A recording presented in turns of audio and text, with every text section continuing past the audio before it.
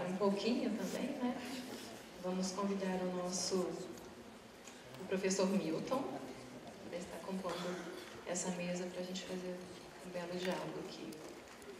Boa noite.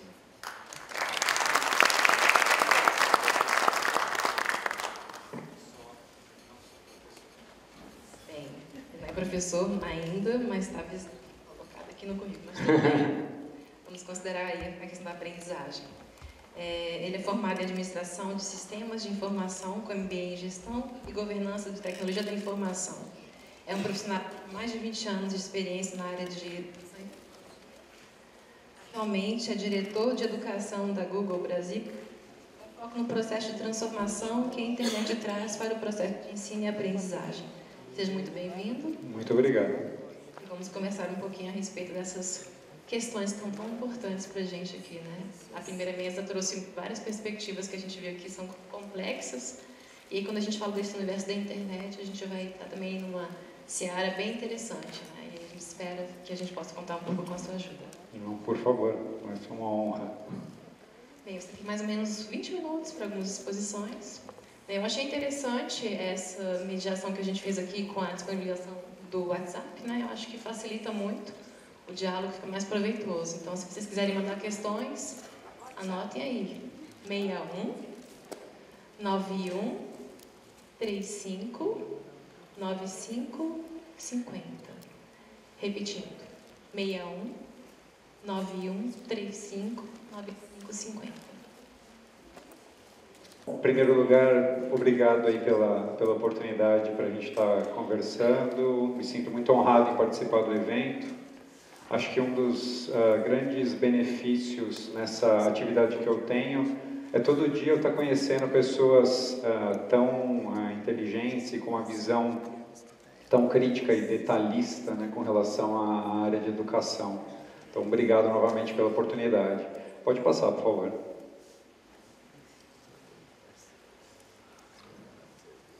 Aqui acho que são alguns temas importantes e que vale a pena a gente discutir, e eu vou estar falando um pouco durante a minha apresentação. Mas são ferramentas e são processos de transformação. Acho que vocês conversaram, né, muito sobre isso, a gente falou um pouco no painel anterior. Mas eu queria só aproveitar um pouco, e a gente estava falando dessa história de como chamar a atenção dos alunos, como conectar as pessoas, né, como envolver as pessoas. E aí eu queria contar um pouquinho para vocês a minha história, só para vocês entenderem por que eu trabalho com isso e por que eu acredito tanto na tecnologia como um processo de transformação. Você pode passar, por favor? Essa aqui é a foto, vou ficar em pé aqui, né? Eu tenho as benesses, né, do microfone, eu posso andar, isso aqui é fantástico. Essa daqui é uma foto que eu tirei da escola que eu estudei, né? Eu estudei numa escola pública. Eu não tive a oportunidade que, por exemplo, meus filhos têm. Meus filhos estudam no ARC, lá em São Paulo. Aliás, os diretores do ARC estão aí ou não? E quando eu falo que eu realmente estudei numa escola pública e as pessoas duvidam, eu gosto de mostrar as fotos, né? Essa aqui é uma foto típica, né? Não é uma foto típica? Primeira série D. Realmente eu estudei numa escola pública. Pode passar, por favor. E na época que eu estudava nessa escola, né, para você ter uma oportunidade na vida, você tinha que fazer cursos de datilografia. Então, por isso essa máquina de escrever, que eu acho que vocês, alguns aí são familiarizados com isso, né? E nessa época, eu tive uma professora, eu estava na 4ª série do ensino fundamental, e ela começou a despertar em mim, em outras pessoas, curiosidades para áreas totalmente diferentes, né? Que aí vem a foto do famoso CP500, que foi o primeiro computador que eu mexi na minha vida. O que fez a minha vida mudar e todo esse potencial que eu acabei descobrindo em um mundo novo, né, Pode passar para o próximo também, por favor. Não foi a tecnologia, mas foi sim a professora que eu tive que me despertou para essa área diferente, essa área inovadora. Então é muito ligado na questão que o professor manifestou anteriormente da história do touch, né? É criar as conexões, né? Hoje eu faço parte de um grupo, que tem essa foto aqui à direita maior, como vocês podem perceber, é um grupo com uma diversidade gigantesca de profissionais espalhados ao redor do mundo na Google que trabalham com educação. E o grande fator que me inspirou nessa história foi aquela minha professora. Às vezes eu acho que a gente complica demais as coisas, sendo bem sincero com vocês. Tá? Todo mundo aqui usa Facebook, todo mundo aqui usa WhatsApp, né? Eu visito escolas pra caramba. Aliás, se você não quer encontrar a Mônica, não vá para Brasília, porque ela também nunca está lá.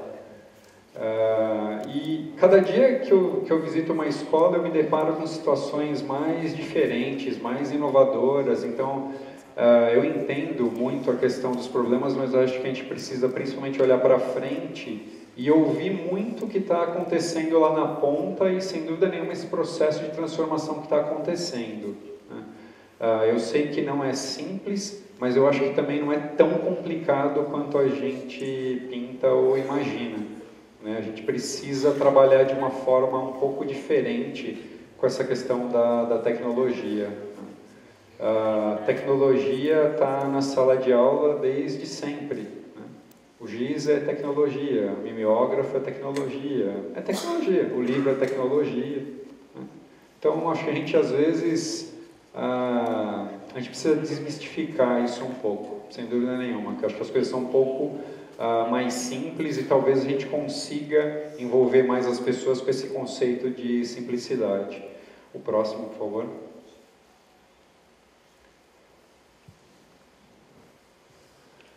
Isso aqui é uma foto de um data center, né, da Google. Então eu sempre gosto de pegar essa foto e falar para as pessoas que antigamente a gente ia até os computadores, né? A gente tinha lá os CPDs, aí depois a gente tinha os terminais, aí depois a gente tinha os PCs. Hoje, o poder o poder computacional que está na mão de cada um de vocês é muito maior do que todos os computadores somados em 1990, né? Muito em função disso. O mundo hoje é movido a isso, né? Isso é uma realidade, né? Inerente àquilo que a gente quiser fazer ou não. Esta é a realidade e o mundo realmente está nas mãos das pessoas, né? O professor deu ali o exemplo, né, das telinhas, né, e as pessoas desconectadas. O grande lance aqui, a grande história, é a gente fazer com que isso faça parte também desse processo, porque sem dúvida nenhuma é um caminho sem volta. Próximo.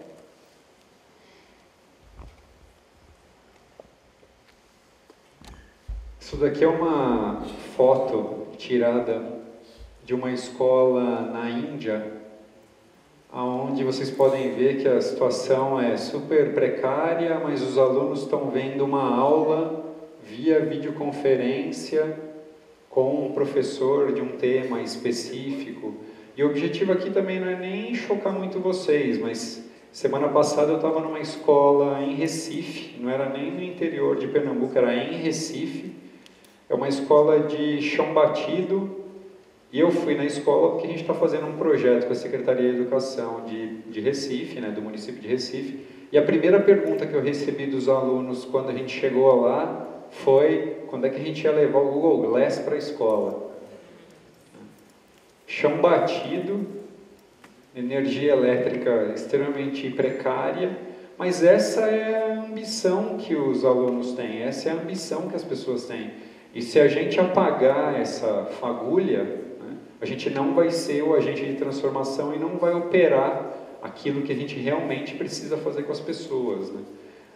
Eu vou dar vários exemplos para vocês de educação pública, porque esse realmente é meu dia a dia. Tá. Não é sempre que eu tenho oportunidade de falar com escolas ou com redes que têm a condição que vocês têm, mas acho que também meu papel aqui é inspirar vocês e mostrar um pouco, né, outras possibilidades que tem e a chance de transformação que a gente pode realmente operar abraçando essa causa, né? Próximo, por favor. Prometo que eu vou entregar no horário, tá? Eu sempre gosto de dar esse exemplo, né, que dá um medo, né? Aqui eu trouxe algumas experiências aí de ou salas de aula inovadoras, né? Tem uma escola em São Paulo, foi a primeira escola que eu conheci quando eu cheguei na Google, que eles falaram que eles queriam batizar uma sala de sala Google. Eu falei, putz, o que é isso, né? Uma sala Google. Né? Mas na verdade o que é essa sala? É uma sala que usa as cores e o conceito que a empresa tem. Então não tem carteira, são puffs, né? Todos esses conceitos modernos que a gente fala de flipped classroom, essas oportunidades, ensino invertido, né? Mas cada dia que passa tem oportunidades diferentes, soluções e solicitações diferentes, e a gente não pode ser reativo com relação a isso, né? Medo dá, mas, né, vamos embarcar nessa história, né? A piscina pode parecer gelada, mas depois a gente se acostuma. Próximo.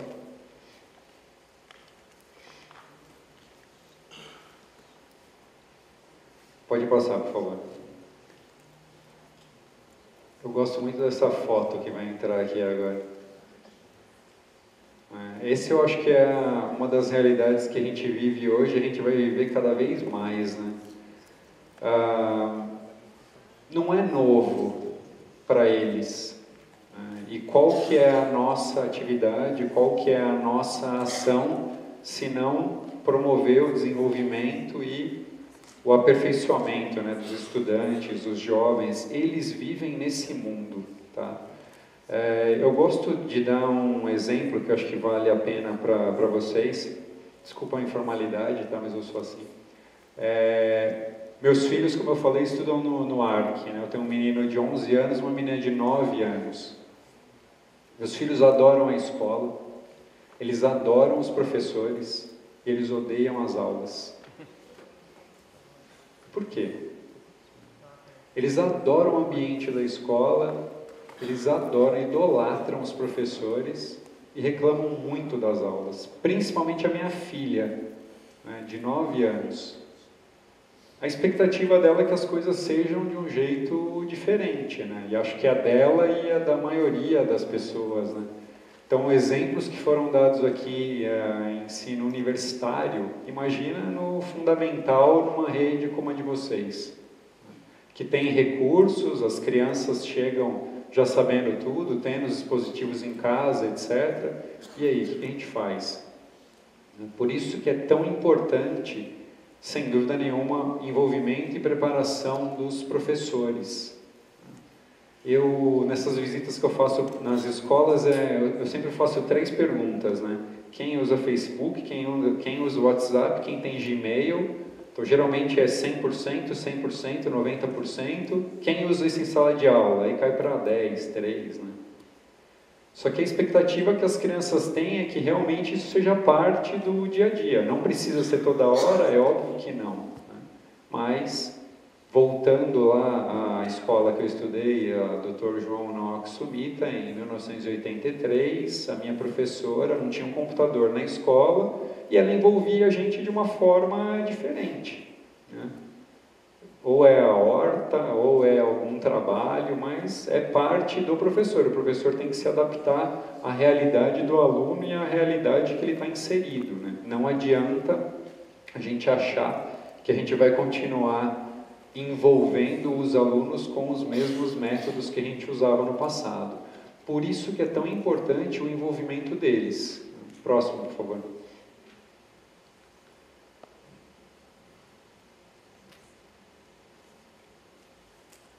Pode passar, por favor.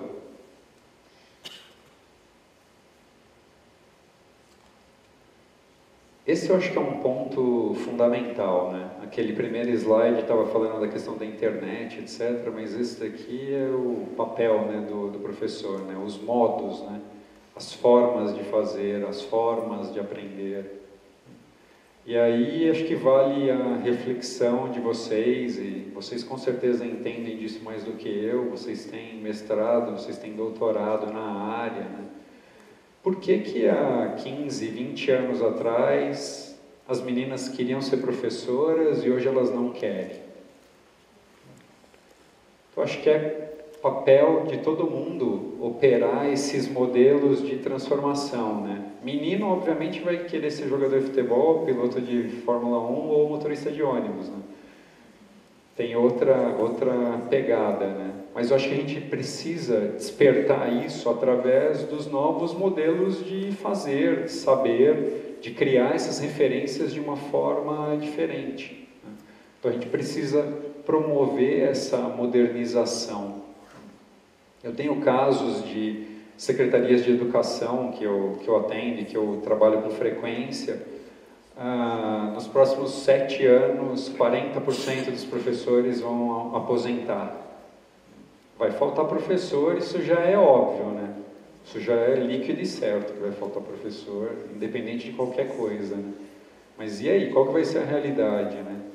A professora usou um exemplo, né, da tecnologia, né? Daqui a 50 anos a tecnologia, eu vou bem além, daqui a 5 anos a tecnologia vai ser muito mais do que a gente está acostumado agora, né? E como que a gente vai suprir essa necessidade, né, do saber, dos professores, dos orientadores? Não acredito no modelo que o YouTube vai ser a aula do futuro. Acho que é muito bacana como um reforço, como um aprimoramento, mas a gente precisa trabalhar de uma outra forma, porque a realidade, sem dúvida nenhuma, ela vai ser cruel, né? Próximo, por favor.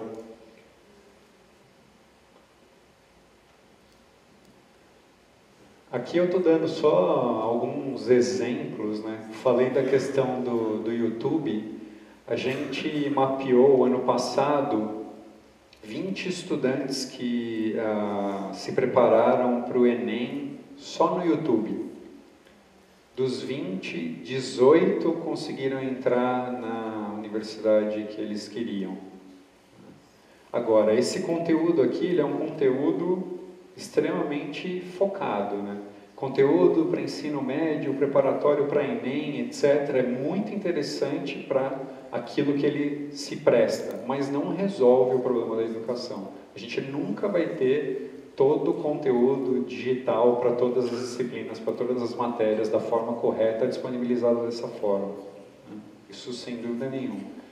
E aqui do lado é um exemplo de um instituto cultural que a Google tem, que é algo que eu gosto de mostrar muito para professores de história, professores de geografia. As imagens não são as melhores, mas você consegue fazer experiências imersivas para que alunos visitem museus ou conheçam objetos históricos sem sair da sala de aula, sem sair da casa deles, né?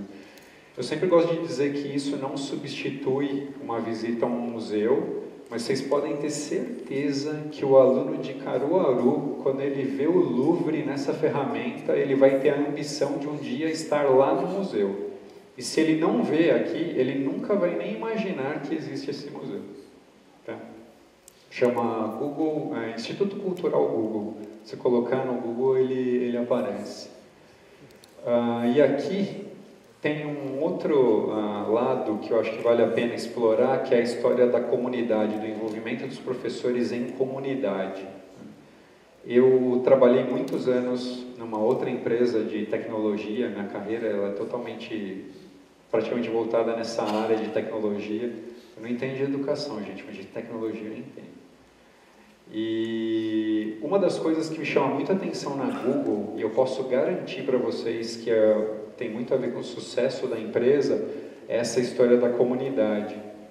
A Google cresceu muito através dessa história de propaganda, né, de boca em boca, e uma das ações principais que a gente faz hoje, a gente desenvolve uma comunidade de professores ao redor do mundo. Então tem uma comunidade no Brasil, ela pode ser tão... chegar num detalhamento específico que os professores se propõem. Então pode ter uma comunidade dos professores de um bairro, de uma disciplina, de um estado, e é impressionante a quantidade de material que a gente vê eles colaborando e eles disponibilizando um para os outros através desse processo. Então a gente precisa muito incentivar essas conversas e esses intercâmbios entre eles, né? Porque sem dúvida nenhuma eles sabem o que está acontecendo lá na ponta e a melhor forma de implementar ou de fazer isso, né? Próximo, por favor.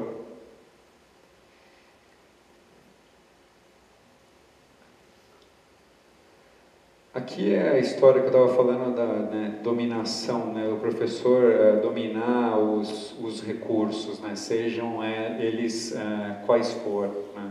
E aqui, de novo, eu gosto de enfatizar muito isso, né. Acho que a gente tem que ter esse ideal mesmo, né, de ter professores sensacionais e que saibam usar qualquer tipo de tecnologia. Vai ser o giz na lousa tradicional, vai ser a caneta no quadro branco, vai ser o tablet, vai ser o projetor, pouco importa, mas que ele use aquilo realmente de maneira eficiente no processo de ensino e aprendizagem, seja qual for a tecnologia. Próximo, por favor.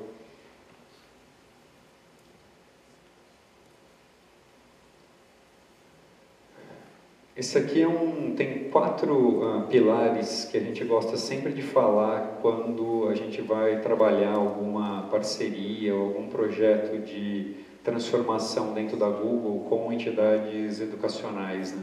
Então, o primeiro deles, sem dúvida nenhuma, é o empoderamento, então é o impacto lá na ponta. Nada daquilo que a gente faz tem sentido se o aluno lá na ponta não aprender mais, se ele não se sentir mais engajado com as experiências que ele tem dentro da sala de aula. Esse é um primeiro requisito que a gente sempre trabalha.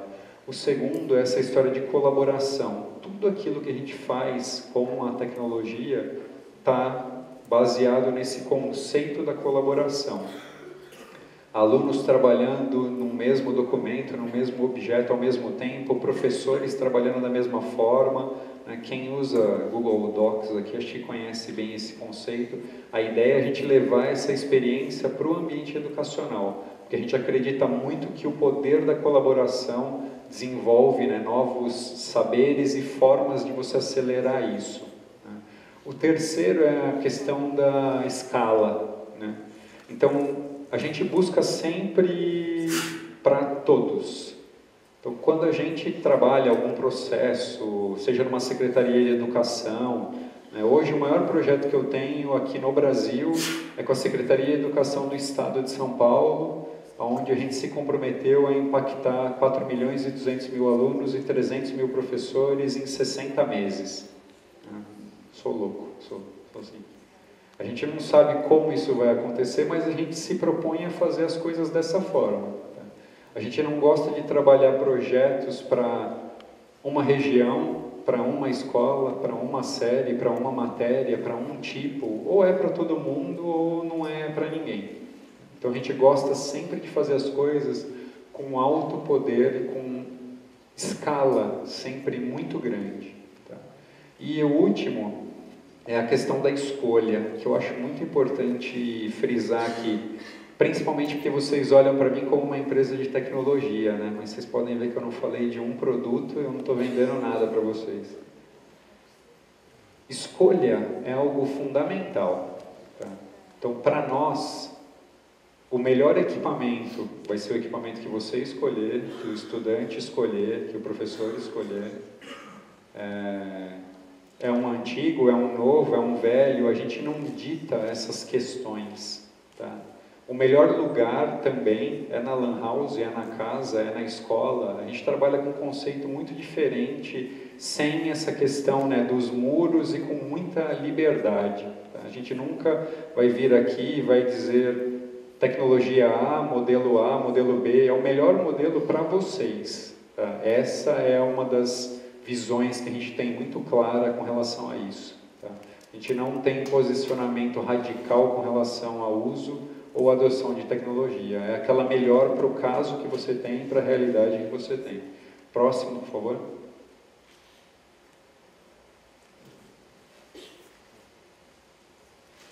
Precisa virar aqui, daqui a pouco eu caio aqui.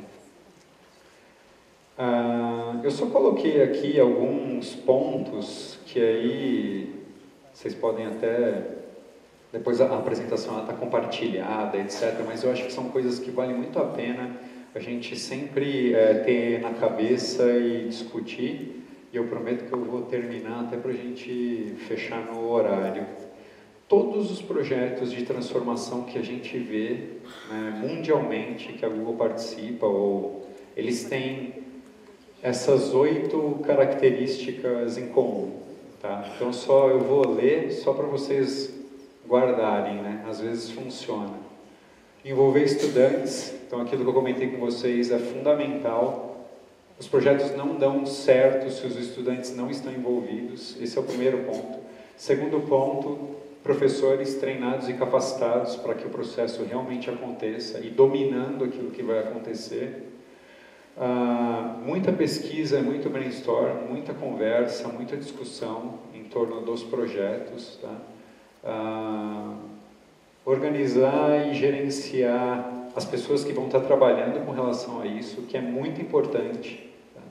Você precisa ter esse conceito que eu falei anteriormente da colaboração, só que as pessoas têm que estar organizadas e elas têm que trabalhar de forma coesa e organizada, senão o efeito é o oposto daquilo que se espera.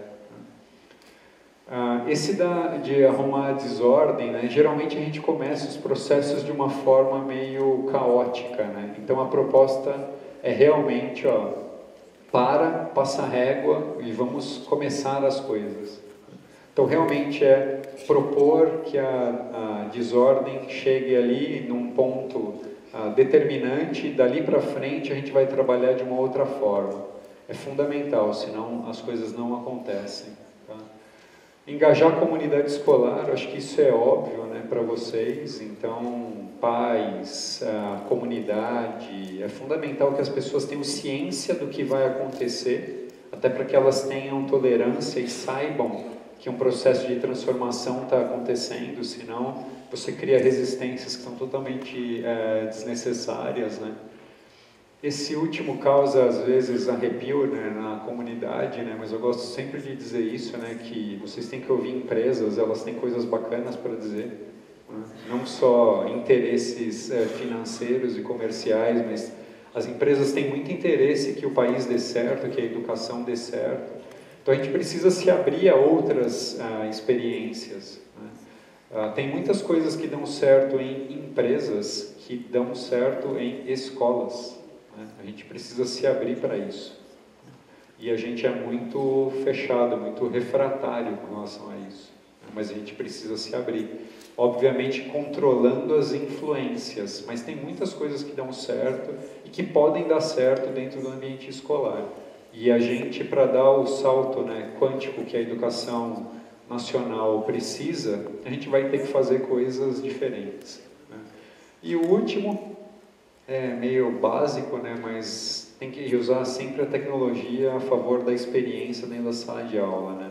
Não é a melhor lousa eletrônica, não é o melhor tablet, não é a melhor conexão na internet, mas é um instrumento que faz o aluno aprender mais, um instrumento que faz o aluno se engajar mais com o professor, são essas coisas, né? Não viver de moda, né? Não viver de hype, mas sim ser eficiente e efetivo com relação à tecnologia dentro da experiência que ela tem que entregar. O próximo, por favor. Evocando aqui o símbolo da sabedoria, minha amiga coruja, vamos aí às perguntas, aos debates, aos temas, polêmicos ou não, estou à disposição. Obrigado. Tudo bem. Vou só fazer uma leitura aqui de alguns apontamentos que encaminharam. E a gente tem espaço só para uma pergunta depois disso, tá? Que já foi pega. Então, eles colocaram que, a respeito do processo de inclusão e transformação digital, deram um exemplo do buraco no muro que foi feito em projeto na Índia. O que a Google tem feito a nível de Brasil, né? E pensando na perspectiva do público e do privado. Você colocou muito exemplo do público, né? E aí é uma estimativa interessante. Uma outra questão que foi colocada também é a respeito da formação docente. Você falou de grandes números, grandes resultados. Essa apreciação, esse investimento em números, tem tido também grandes resultados? Então, essa área é importante até frisar, né? A área de educação na Google ela tem 2 anos, mundialmente, ela é muito nova. Né? E no Brasil tem 1 ano, eu praticamente fui para a Google para montar essa área. Né? E a gente hoje tem 2 grandes projetos mundialmente. O primeiro é na Malásia, que é um projeto nacional, onde a gente está trabalhando com adoção de tecnologia. E o segundo maior projeto é esse projeto que a gente tem aqui no estado de São Paulo. Né? Inclusive, hoje a gente teve uma atividade com formação de PCNPs, né, que são os professores que agregam os conhecimentos de tecnologia e auxiliam os outros professores. Né? A gente tem resultados que eu diria para vocês que são estimulantes, mas extremamente desafiadores. Né? Porque é muito difícil, principalmente, arrumar tempo para formar os professores. A gente tem, eu costumo dizer que o Faustão é o melhor amigo da formação. Né? A gente tem uma plataforma de formação digital, chega domingo, 5 e pouco da tarde, faz um pico de acesso, assim, absurdo. Né? Então o professor, ao invés de ver a dança dos famosos, ele está lá buscando a formação. Porque é complexo realmente isso, né? Trabalhar e ter o tempo e dedicar. Agora, eu acredito que para o começo do ano a gente vai ter já alguns resultados efetivos, até que eu posso compartilhar com vocês. Porque a gente está agora em 2 ondas de formação, principalmente nesse projeto de São Paulo. A gente vai fechar essa onda de formação agora. Período bem ruim, mas infelizmente foi o tempo que aconteceu, né, de assinatura de convênio, etc. Agora, eu me surpreendo muito com o resultado. Tá? Eu já participei de várias formações onde a gente começa a falar e os professores pedem para parar porque aquilo é muito básico para eles, numa rede pública. Tá? E aí a gente acelera e toca adiante. Né? E em ensino privado, teve até um ponto que a Mônica colocou, né, das boutiques. Né? Eu acho que a boutique é importante, tá? O desafio é fazer a boutique escalar, mas eu acho que também são experiências muito valiosas, muito valiosas. Aproveitando mais uma questão aqui, junto ao que a Valéria colocou, como é que a Google seleciona essas escolas, né, que ela aplica os seus projetos? Aí ela enfatiza aqui, de repente, você colocou que a gente atende normalmente grandes quantidades, né? Então, de repente, tem um pequeno grupo de professores que pensam diferente, querem fazer um projeto. Se isso é atendido ou eles são excluídos? Como é que é feito esse processo? A gente é bastante democrático. Sabe como que a gente escolhe? A gente não escolhe. Todo mundo tem acesso. É aberto. Né? Hoje as tecnologias elas são gratuitas, na verdade. Então vocês solicitam isso através de um site, vocês recebem a tecnologia, vocês recebem os canais para fazer a formação dos professores. Pode ter um envolvimento da Google ou não, só que a gente acredita muito que se a gente for se envolver em todos os projetos, a gente não cria o poder da escala. Então, por isso que as coisas são abertas. Né? Essa escola, por exemplo, que eu citei o exemplo lá em São Paulo, que fez a sala Google, eles vieram eles vieram nos procurar com o projeto. Né? Não fomos nós que levamos o projeto. Então, a gente está super aberto a participar de qualquer projeto, qualquer professor pode se inscrever nessa comunidade que eu coloquei para vocês. Tá? Então, chama Grupo de Educadores. Está no Google Plus, está aberta, é totalmente democrático, aberto, nada exclusivo. Tá? O conceito ele é completamente diferente. Tá? A gente não está atrás de capa de jornal, matéria no Jornal Nacional. A gente realmente, eu não sei, vocês provavelmente conhecem a história da Google, mas a Google nasceu dentro de uma universidade e a forma que os fundadores vêm de retornar para a sociedade tudo que eles tiveram, na verdade, é o investimento que a empresa faz em educação. Então a gente trabalha muito com essa questão de massa, escalabilidade e capilaridade, e não com ações específicas. Para a gente poder fechar, então, a questão da socialização dos resultados. Né, que você colocou um pouco que isso ainda não foi feito efetivamente. Tem alguma previsão? Então, eu acredito que até o final desse ano agora a gente já vai começar a ter vários números. A gente tem estradas, a gente não tem eles em grande escala, né? Como agora a gente está fechando essa questão das capacitações, acredito que até o final do ano a gente vai ter números bons para apresentar. Tá? A gente tem casos específicos de professores que comprovam como, usando a tecnologia, eles aumentam o aproveitamento dos alunos, né? E professores em diversas disciplinas, diversas matérias. O que a gente está fazendo agora é compartilhar essas melhores práticas desses professores com os outros professores das mesmas disciplinas para inspirá-los no modelo e a gente aumentar essa base. Tá? Mas até quem tiver curiosidade em ver esses índices, eu posso até colocar vocês em contato com os professores, especificamente. Bem, gente, nosso tempo aqui está apertadíssimo, né? Vamos ter que encerrar por aqui.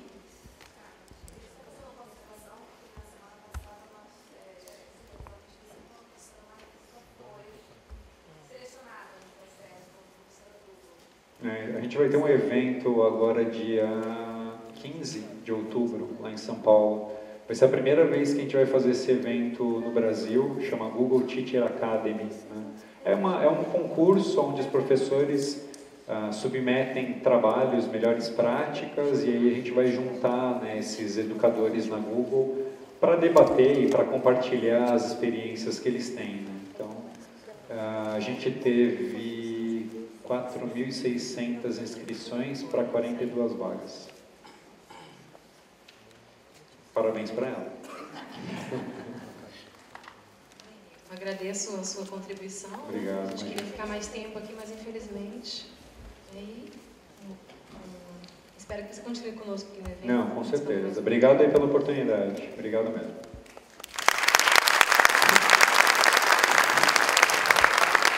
Agradecemos ao senhor Milton Larsen pela brilhante exposição e convidamos o irmão Vanderlei dos Santos, diretor-geral da rede de colégios do Grupo Marista, para que faça a entrega de uma lembrança do evento como sinal de agradecimento ao palestrante.